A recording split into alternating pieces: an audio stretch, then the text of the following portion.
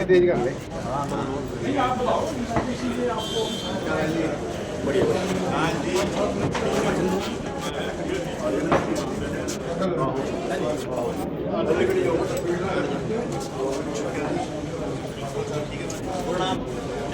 चल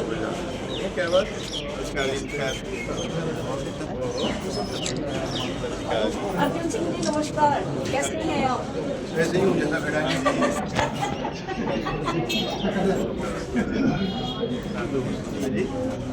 अच्छा कैसे जी ठीक है आ जाओ आइए चलो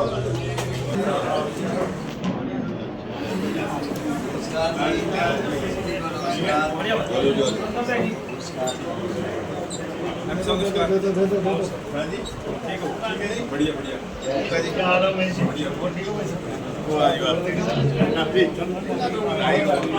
चेयरमैन साहब राम सिंह जी हमारे नक्सली के चेयरमैन देव जी मान सिंह सरपंच साहब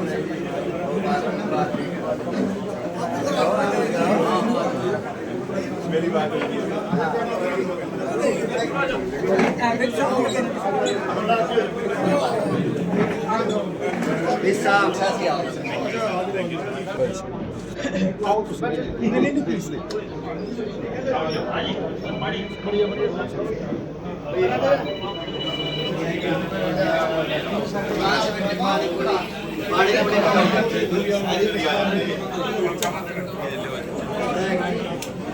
तो ऐसी है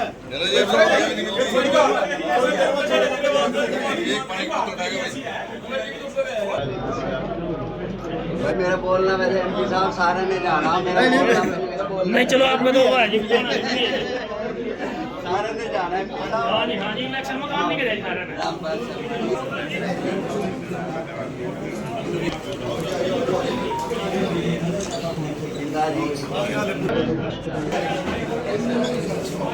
साहब आओ आके लाला जी आ जाओ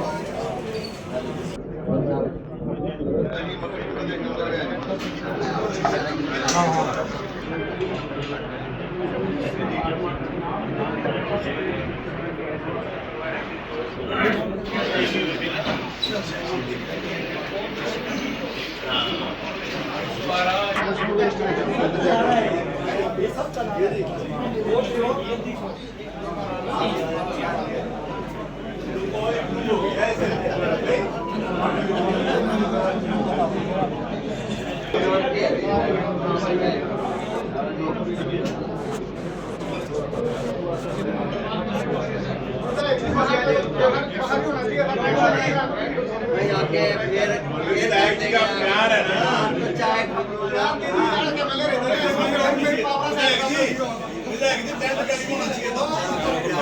बीजेपी वाला का दफ्तर भी था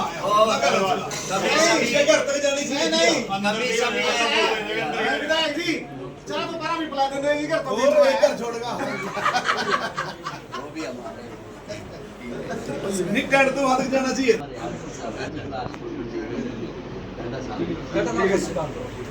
राजगीर जी कहाँ है आगे आगे जी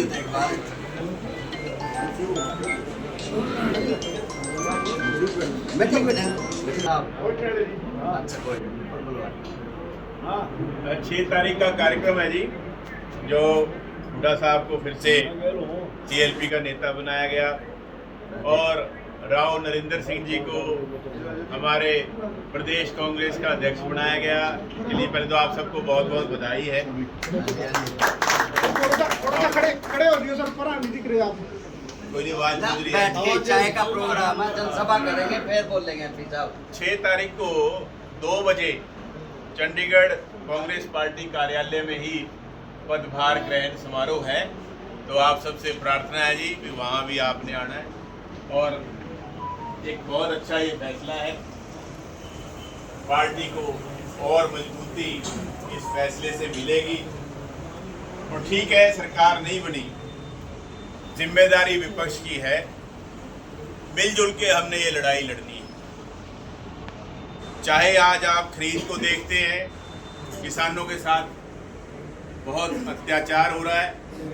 3100 का रेट कहा गया था, पिछले साल मुख्यमंत्री जी द्वारा वो 3100 का रेट दिए, 2400 तक नहीं मिल रही है जी। और ना ही अभी तक पोर्टल वेरीफाई हुआ, एक भी किसान के खाते में 1 रुपया नहीं घुस गया, जबकि 22 तारीख से खरीद शुरू हो रखी है। कोई सुनवाई नहीं। डाई चाहिए, आलू लगाना है, डाई अवेलेबल नहीं, मिल जाए 2 कट्टे तो कह जी साथ में सल्फर ले लो, कोई और मसाला ले लो। भाई पैसे तो अभी डाई के नहीं, मसाला और कहाँ से ले? परेशान किया हुआ है। आड़तियों की आड़त घटा दी भी। जो कांग्रेस के समय में हुड्डा साहब मुख्यमंत्री थे, जो उस समय आड़त मिलती थी परसेंटेज पे, इन्होंने फिक्स कर दी भी खर्चे बड़े होंगे। भी ये चाहते ही नहीं भी किसान और आड़ती का कोई रिश्ता रहे। ये चाहते ही नहीं कि हमारी अनाज मंडियां चलें। भाई देख लो कितनी अनाज मंडियां बड़ी, नहीं शेड तक नहीं बनाते, तो फड़ तक नहीं बनाते। ऐसे ही गरीब आदमियों के साथ 10.5 लाख बीपीएल कार्ड काट दिए पिछले 5 महीनों में। भाई गरीब को भी तंग कर रहे हैं। युवा हमारे पहले ही बेरोजगार, और अपराध कहां पहुंच गया? जो एनसीआरबी की भी लेटेस्ट रिपोर्ट आई, उच्चतम स्तर पर हरियाणा के अंदर अपराध पहुंचा हुआ है। और उसके बाद भी डीजीपी साहब क्या कह रहे हैं कि जी वो तो हम जो है ना रजिस्टर करते हैं, एफआईआर दर्ज करते हैं, इसलिए अपराध बढ़ा हुआ दिख रहा है।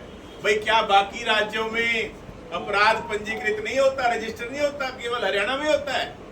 भाई आप जब तक मानेंगे ही नहीं कि समस्या है, अपराध बढ़ा है, तो उसको घटाने वाला कौन आएगा? कौन सोचेगा इसके बारे में? भाई पहले मानो तो सही कि हाँ समस्या है, तभी तो उसका समाधान होगा। ये मानने को ही तैयार नहीं। नशा इतना बढ़ गया, बिजली के बिल बढ़े, पोर्टल खेल रहे हैं हर व्यक्ति के साथ, सुनवाई किसी की नहीं। तो ये जो जिम्मेदारी है विपक्ष की, हमने मिलजुल के निभानी है। अभी पंचकूला में ही, जैसे यहाँ पहले हमने यमुनानगर में प्रदर्शन किया था, उसी प्रकार से पिछले दिनों पंचकूला में ये जो कटे बीपीएल कार्ड उनको लेके प्रदर्शन रखा था। तो ऐसे ही जो एक कांग्रेस पार्टी को विपक्ष की जिम्मेदारी मिली हुई है, सरकार को आईना दिखाने की जिम्मेदारी मिली हुई है, भाई ये हमने मिलजुल के निभानी, क्योंकि और कौन आवाज उठाएगा?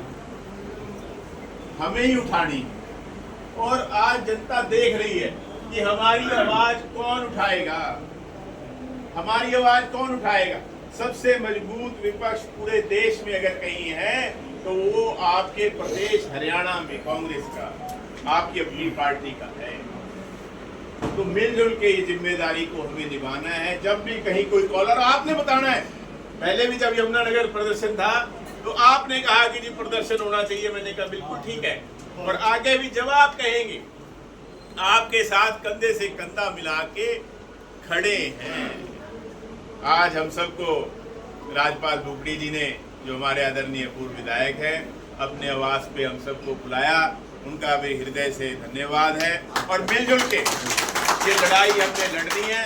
और मैंने बताया कि जहां आप कहेंगे आपको आपके बीच में खड़े मिलेंगे, आपसे पीछे नहीं मिलेंगे, आपसे कंधे से कंधा मिला के आपकी आवाज को बुलंद करते हुए मिलेंगे। धन्यवाद।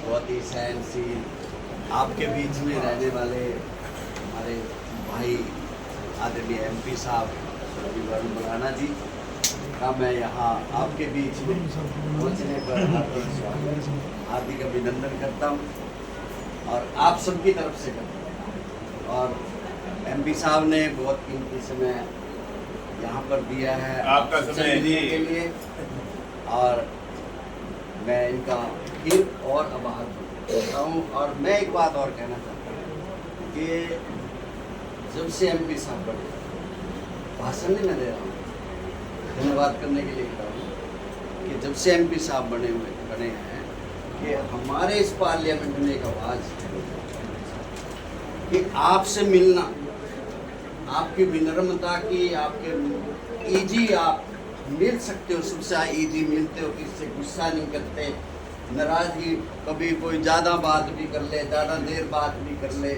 तो आपकी सहनशीलता की तारीफ है, हम भी करते हैं और हमारे सारे साथी करते हैं, क्योंकि इन्होंने बहुत ऐसे ऐसे माहौल देखे हैं कि वर्करों को डांट दिया जाता है। ये तक हाल था जी कि सांसद जो है कभी भी जहाँ दिखते थे, अर्जुन सिंह जी बैठे हैं, कि भी एक बड़े पटल पर ही दिखते थे, भी कोई बड़ी कोई मीटिंग है जी, रैली है। लेकिन मैंने ये कहा है जी, भी मैं तो आपका पंच हूँ, आपका वार्ड का सदस्य हूँ तो कभी ऐसा मन में नहीं रखा जी, जहाँ आप बुलाएंगे मैं आपको आपके बीच में मिलूंगा। मुझे किसी बड़े मन की आवश्यकता नहीं है, मुझे केवल और केवल आपकी आवश्यकता है। तो मैं ज़्यादा कुछ ना कहते हुए बहुत फिर दोबारा से आभार प्रकट करता हूँ समय निकालने के लिए एमपी साहब का, और मेरी प्रार्थना है कि हमारे जो पदाधिकारी जो वो प्रेस कॉन्फ्रेंस को एमपी साहब के साथ मैं रवि धन्यवाद करता जोर से आए आप सबका कर रहा हूँ, आप साहब का कर रहे थे बहुत कीमती समय और बहुत मैंने काली कुछ फोन किए थे, उससे बात नहीं जगह छोटी पड़ गई जी, और क्या मैं आपका दिल की गहराइयों से बहुत बहुत आभार प्रकट करता हूँ, धन्यवाद करता हूँ। आप सभी साथियों ने समय निकाला और समय दिया और एमपी साहब जी की बात सुनी। धन्यवाद।